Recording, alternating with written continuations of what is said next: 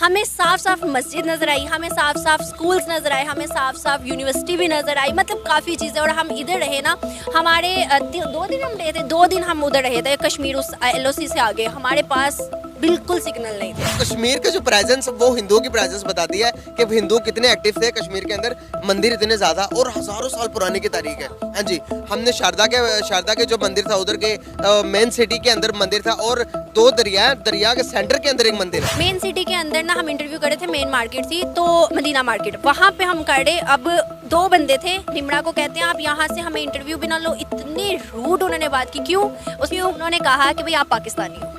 अच्छा, उन्होंने कहा आप पाकिस्तानी हो, आपकी ये गलती है, आप पाकिस्तानी हो और पाकिस्तान ने हमें इतना तंग किया हुआ है, आप भी पाकिस्तानी हो, आप भी इसी तरह की हो। वहाँ के लोग पिट रहे थे, वो कहते कि गवर्नमेंट ने हमें आर्मी का एक नेटवर्क है हमारे पास, और वो नेटवर्क भी आर्मी अपनी मर्जी से चलाती है, जब उसका दिल करता, जब दिल करता तो बंद कर देती है। भी उनसे ही लेनी पड़ती है, आम वहाँ पे सिम्स आम शॉप्स में नहीं मिलती, आर्मी से जाके लेनी पड़ती है, उनकी परमिशन से आपको देख के मिलती है, अदरवाइज नहीं मिलती सिम। जब हम LOC के पॉइंट पे गए, सामने इंडिया का झंडा देखा, हमारे तो आगे खुली की खुली रह गई। यकीन करे मैं परेशान हो गया। मैंने कहा ओ तेरी गैर, और सामने इंडिया है। कश्मीर का मतलब पता क्या है? कश्मीर लफ्ज ही एक हिंदू बंदे का है जिसने कश्मीर का लफ्ज। हम मुसलमान अब ये कहते हैं कि कश्मीर हमारा है।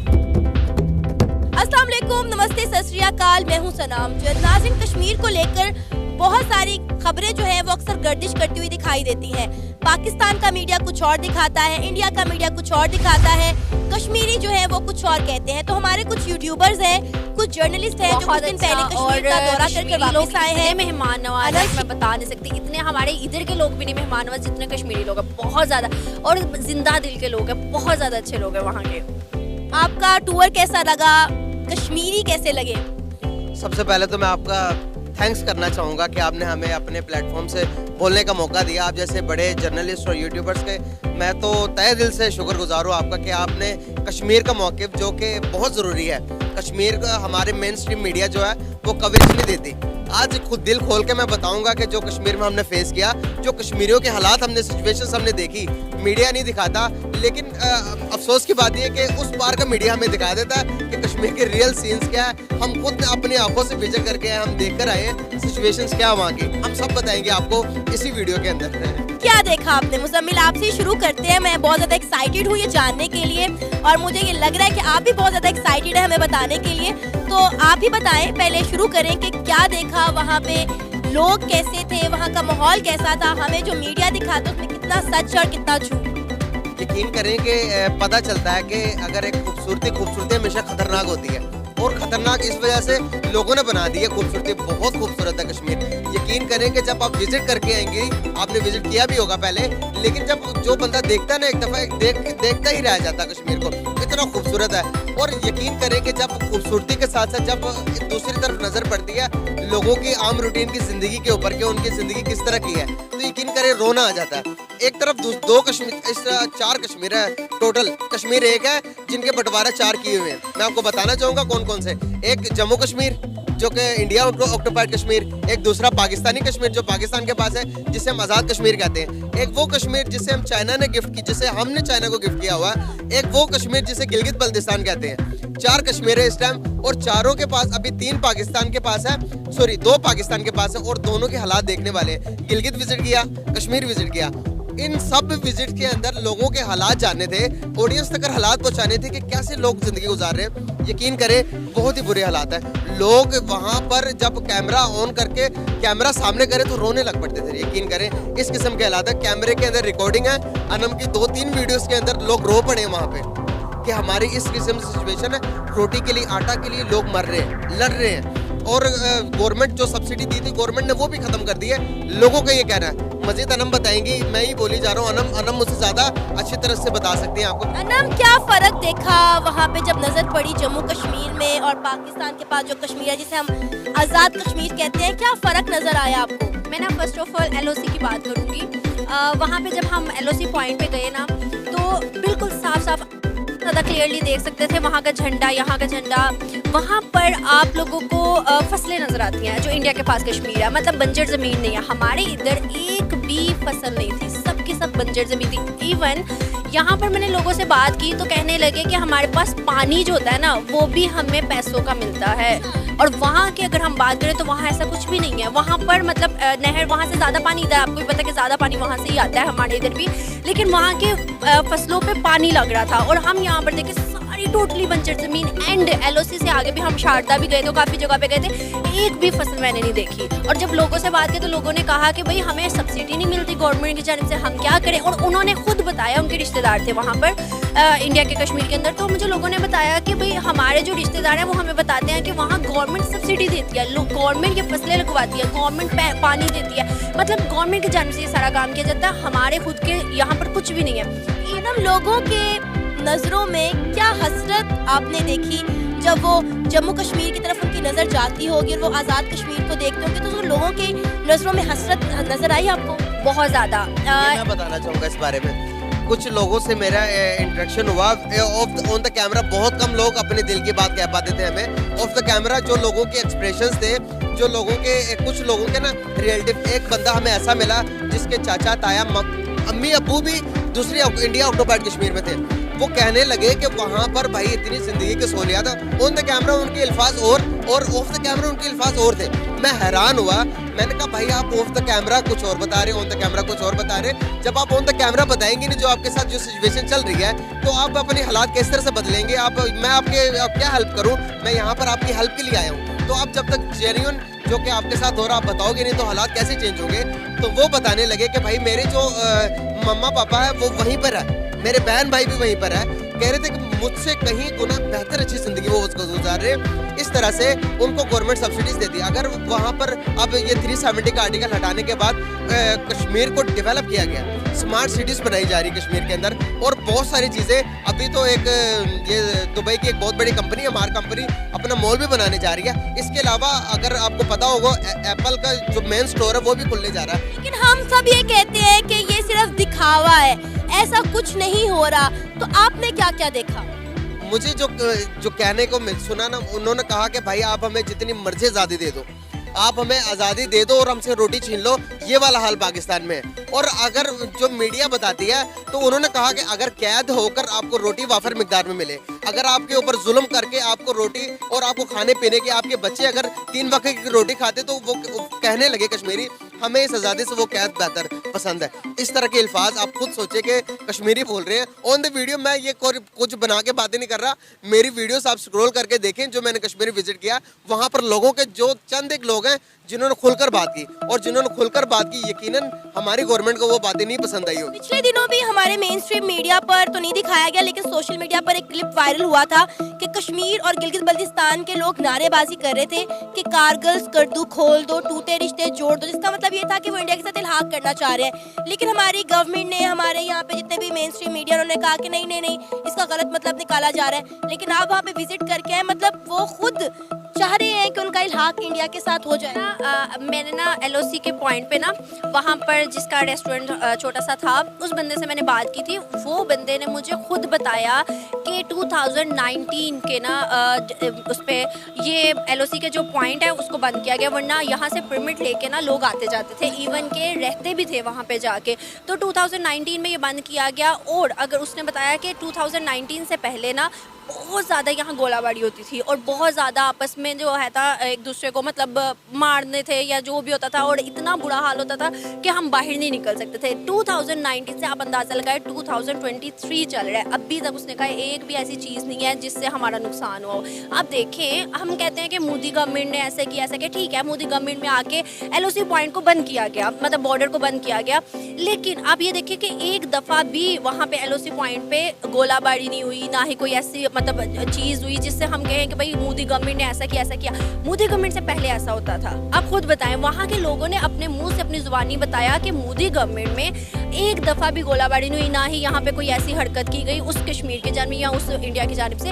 यहाँ पर मतलब इतना है कि हम लोग कहते हैं कि नहीं भाई ये गलत है, वो गलत है, वो गलत है। हुकूमत की जानिब से दोनों हुकूमत को मैं कहूँगी कि दोनों हुकूमत में कुछ ना कुछ नुक्स है, लेकिन वहाँ के लोग मेरी वीडियोस के अंदर रो रहे थे। इवन एक अंकल थे, उन्होंने कहा कि भाई हम मोदी के नारे लगाएंगे। तो जब उन्होंने मतलब कहा ना कि मोदी के नारे लगाएंगे, तो आसपास जो बैठे हुए थे लोग, उन्होंने कहा कि भाई ये लफ्ज़ ना बोलो। उन्होंने कहा कि हम यहाँ पर जैसे रह रहे हैं अब और मुश्किल हो जाएगा, कि मतलब यहाँ पर हमें बताया जाता है कि कश्मीर जो है हमारा आज़ाद है, कश्मीर में कोई तशद्दुद नहीं, कोई ऐसी चीज़ नहीं, सब कुछ ठीक है। लेकिन वहाँ के लोगों ने बताया कि नहीं, हम इतना सा सच बोलेंगे हमें यहाँ से उठवा लिया जाएगा। अब अच्छा, पिछले दिनों कश्मीरियों ने एक बात की थी, जो खबर मैंने सुनी थी और मैंने उसके ऊपर एक वीडियो भी की थी। कश्मीरियों ने कहा कि यहाँ हमारी शनाख्त जो है वो ख़त्म करने की कोशिश की जा रही है। हमारे ID कार्ड पे पहले लिखा जाता था आज़ाद कश्मीर, लेकिन अब वहाँ पे पाकिस्तानी लिखा जाता है। तो इसमें कितनी सदाकत है? कि आप में से किसी ने इस पे कोई वर्क किया?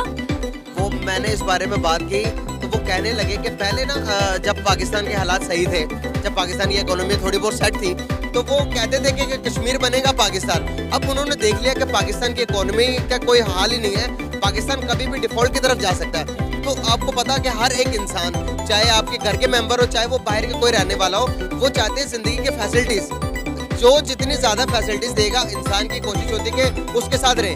आपके फॉर एग्जांपल के आपके दो चाचा हैं, एक गरीब एक अमीर है, और अमीर चाचा आपको ऑफर करके भाई मेरे पास आ जाओ, मैं आपको बड़ी फैसिलिटीज दूंगा, 24 घंटे आप दूधोगे नहाओगे फोदोगे फलोगे, तो पता नहीं इस तरह की मिसाल तो गलत होगी। खैर, आपका जो चाचा अमीर होगा, आप कोशिश करोगे कि उसके पास जाओ, गाड़ी आपको मिलेगी, नौकर चाकर आपके होंगे, काम इंसान चाहता ही है कि काम ना करे। तो इस तरह की लाइफस्टाइल इंडिया दे रहा है। आप बताएं कि हमारे पास अभी पाकिस्तान के मौजूदा पाकिस्तान के अपने हालात क्या, पंजाब के अंदर भी लोग आटे के लिए मर रहे हैं, तो वो कश्मीरी भी चाहते हैं कि भाई हमें आज़ादी दो, हमें ज़िंदगी की वो सारी फैसिलिटीज दो जिनके हम हकदार हैं, लेकिन वो रो रहे हैं कि हमसे आटा भी छीन लिया, हमसे गंदम चावल हर सब कुछ छीन लिया। तो आपने बात की थी गिलगित बल्तिस्तान का, मैं खुद एक गिलगित बल्तिस्तान का शहरी हूँ, मैं खुद गिलगित बल्तिस्तान से मेरा तल्लक है। तो जहाँ पर आप देखेंगे तो गिलगित बल्तिस्तान ने 1948 में हमने आज़ादी ली, वहाँ पर डोगरा राज होता था।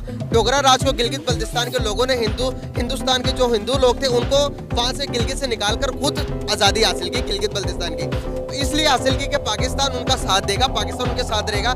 लेकिन अभी तक आपको मैं बताऊं कि इतना बड़ा जुल्म है कि गिलगित बल्तिस्तान को सूबे का दर्जा नहीं दिया गया।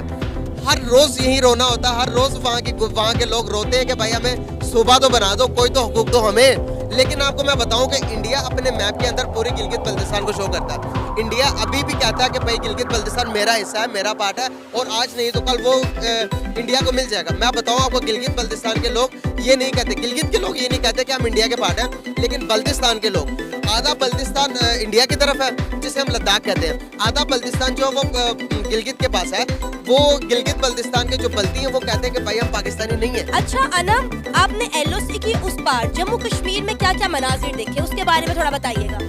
फर्स्ट ऑफ ऑल तो यहाँ के जो लोग बताता चलो आपको कश्मीर के रिलेटेड, यकीन करो जब हम वहाँ पे गए ना, वो तो निमरा हमारे साथ ही निमरा रोने लग पड़ी, निमरा की आंखों में आंसू आ गए थे। और ना ऐसा कोई निज़ाम है कुदरत का कि अटैचमेंट इतनी ज़्यादा है कि जब LOC हमने देखी ना, सामने एक ब्रिज था, सिर्फ और सिर्फ एक दरिया था, और सामने लोग उसी तरह के चहल पहल और ज़्यादा डेवलपमेंट आप देखेंगे तो वहाँ पर टावर भी लगा हुआ 4G का 5G का, तो टावर लगे हुए, डेवलपमेंट वहीं से नजर आ जाती है हमें। और गाड़ियाँ इतनी वेल सेटल, और घर आप तामीर देखेंगे तो इतने प्यारे घर बने थे, हम हैरान रह गए 5 मिनट के लिए। तो हम जब खड़े थे वहाँ की मस्जिद से अजान की आवाज़ आ रही थी। माशाल्लाह माशाल्लाह, तो बहुत खूबसूरत बात की। हाँ, तो मतलब यहाँ से आप अंदाज़ा लगाएं कि इतनी भी वो चीज़ें नहीं है जितना हमारा मीडिया कवर कर रहा है इस टाइम, लेकिन जो हमें बताया जाता है, क्योंकि हम वहाँ ऑन द स्पॉट खड़े होकर सुन रहे थे, वहाँ की अजान की आवाज़ आ रही थी और लोग नमाज के लिए जा भी रहे थे, और वहाँ पर गाड़ियाँ भी ऐसी ही चल रही थी, और इवन के बच्चे भी खेल रहे थे। अगर ऐसा हो तो बच्चे क्या खेले, घरों में रहे, जैसे कि यहाँ पर गोलाबारी घर के सहम के मायों ने घरों में बिठा के रखे ना। बिल्कुल बिल्कुल, तो मतलब ऐसा कुछ भी नहीं था। और यहाँ के लोगों ने खुद भी बताया कि भाई जो हमारे रिश्तेदार हैं वो बताते हैं कि अंदर के जो कुछ एरियाज़ हैं उनके ऊपर एक्सट्रीमिस्ट हर जगह होते हैं, तो वो कुछ एरियाज़ के ऊपर जो है मतलब हालात ठीक नहीं है, अदरवाइज़ पूरे कश्मीर में हालात ठीक है। इवन के हमें साफ साफ मस्जिद नज़र आई, हमें साफ साफ स्कूल्स नज़र आए, हमें साफ साफ यूनिवर्सिटी भी नज़र आई, मतलब काफ़ी चीज़ें। और हम इधर रहे ना, हमारे 2 दिन हम रहे थे, 2 दिन हम उधर रहे थे कश्मीर, उस LOC से आगे हमारे पास बिल्कुल सिग्नल नहीं थे, वो इंटरनेट बिल्कुल भी नहीं, मतलब फ़ोन के सिग्नल चले, एक तो इंटरनेट होता है, फ़ोन के सिग्नल। और इंडिया में वहाँ पे 5G आ चुका है, जब लॉन्च करने जा रहा भाई 6G, ये डिफरेंस है ना। अभी देखे ना कि वहाँ के कश्मीरी अब हमारे पास रह के वो क्या किस चीज़ की फैसिलिटीज, अब नेट नहीं है, मैं गया नीलम वैली बहुत खूबसूरत है कश्मीर की। वहाँ के लोग पिट रहे थे, वो कहते हैं कि गवर्नमेंट ने हमें आर्मी का एक नेटवर्क है हमारे पास, और वो नेटवर्क भी आर्मी अपनी मर्जी से चलाती है, जब उसका दिल करता, जब दिल करता तो बंद कर सिम्स देती भी है। उनसे ही लेनी पड़ती है, आम वहाँ पे सिम्स आम शॉप्स पे नहीं मिलती, आर्मी से जाके लेनी पड़ती है, उनकी परमिशन से आपको देख के मिलती है, अदरवाइज नहीं मिलती सिम। यहाँ से आप अंदाजा लगाएंगे। तो बड़ी स्ट्रेंज बात बताई और पहली दफा मुझे सुनने को मिला ऐसा कुछ होता है। जी, वो शायद आपने नाम सुना होगा, एस्कॉम की सिम है, उस तरह की सिम चलती है जो कि गिलगित बल्तिस्तान में भी चलती है और कश्मीर में चलती है। ये दो एरियाज के अंदर आर्मी ने, पाकिस्तान की गवर्नमेंट ने वो खुद से अपनी तरफ से इंट्रोड्यूस करवाई है। और जुल्म ये है इसके ऊपर कि इन सिम्स के अलावा आप किसी दूसरे नेटवर्क को ये अलाउ ही नहीं करते कि आप इन एरिया में आके अपनी सिम्स बनाओ। हाँ जी, गिलगित बल्तिस्तान के अंदर भी अभी सारी सिमें सब चलती हैं, लेकिन इंटरनेट सिर्फ और सिर्फ इसी सिम का चलता है जो आर्मी की सिम है।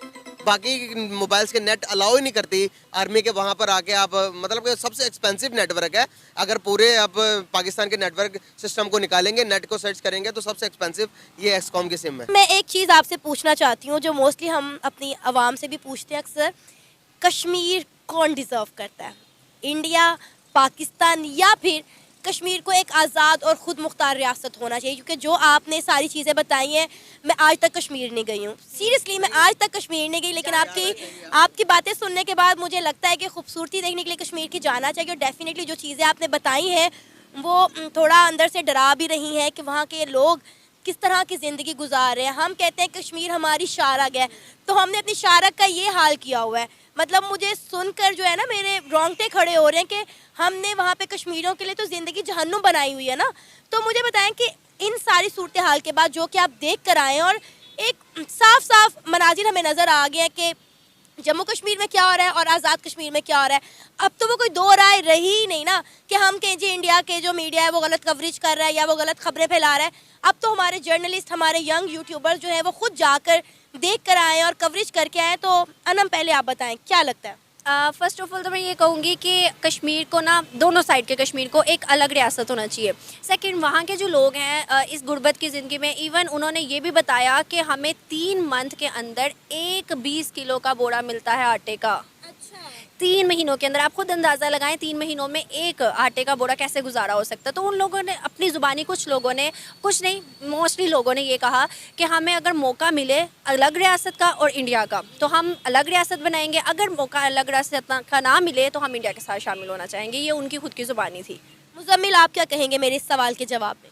आपके सवाल के जवाब में मैं यही कहना चाहूँगा कि जो कश्मीरियों का मौक़िफ़ होगा वो मेरा मौक़िफ़ है, लेकिन एक अगर अनम है या आप हैं तो आपकी ज़िंदगी का फ़ैसला करने का मेरे पे कोई हक़ नहीं है।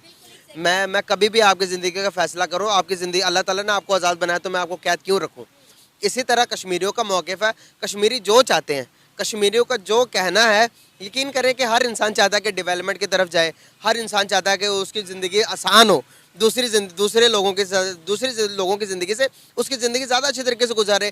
मुझे यही लगता है कि जिस तरह का मैंने विज़िट किया ना कश्मीरी, यकीन करें कि पहले पाकिस्तान के साथ रहना ज़रूर चाहते थे, लेकिन अब वो पाकिस्तान से भी अलग होकर वो यही कहते हैं कि खुद मुख्तार। मैंने 5-6 इंटरव्यू किए जिसमें मैंने ये पूछने की कोशिश की कि कश्मीरी क्या चाहते हैं, कश्मीरी आज़ाद रहना चाहते हैं, इंडिया के साथ जाना चाहते हैं, या फिर खुद मुख्तारी चाहते हैं, क्या चाहते हैं? तो यकीन करें 2 बंदों ने मुंह में उनकी बात आते आते वापस चली गई, लेकिन उन्होंने आखिर में ये कहा कि हमें पहले तो खुद मुख्तारी दे, उसके बाद हमारा जिधर दिल करेगा हम जिधर उधर जाएंगे। ये बातें कश्मीरियों ने की। मैं एक बात बताना चाहूँगी, निमरा के साथ हुआ था, हम वहाँ पे खड़े थे तो मुजफ्फराबाद उनकी मेन सिटी है, मेन सिटी के अंदर ना हम इंटरव्यू करे थे, मेन मार्केट थी तो मदीना मार्केट, वहाँ पे हम खड़े। अब 2 बंदे थे, निमरा को कहते हैं आप यहाँ से हमें इंटरव्यू भी ना लो, इतने रूड उन्होंने बात की। क्यों? उसमें उन्होंने कहा कि भाई आप पाकिस्तानी हो। अच्छा, उन्होंने कहा आप पाकिस्तानी हो, आपकी ये गलती है, आप पाकिस्तानी हो और पाकिस्तान ने हमें इतना तंग किया हुआ है, आप भी पाकिस्तानी हो, आप भी इसी तरह की हो। तो उसने निमरा ने कहा कि मैं पाकिस्तानी हूँ, इसमें मेरी गलती तो नहीं है, मतलब हर एक जैसा एक जैसा थोड़ी होता। तो उन्होंने कहा नहीं, पूरा पाकिस्तान एक जैसा है और आप भी पाकिस्तानी हो, आप यहाँ आई हो, आप वापस चली जाओ। यहाँ ऐसे लोग भी थे वहाँ पर। अच्छा, आपने पाकिस्तानी झंडे कितने देखे कश्मीर में? राउंड अबाउट कुछ थे, ज़्यादा कश्मीरी थे उनके जो अपने हैं। मिक्सअप थे, कश्मीर के और पाकिस्तान के झंडे मिक्सअप थे। लेकिन जब हम LOC के पॉइंट पे गए, सामने इंडिया का झंडा देखा, हमारी तो आंखें खुली की खुली रह गई। यकीन करें मैं परेशान हो गया। मैं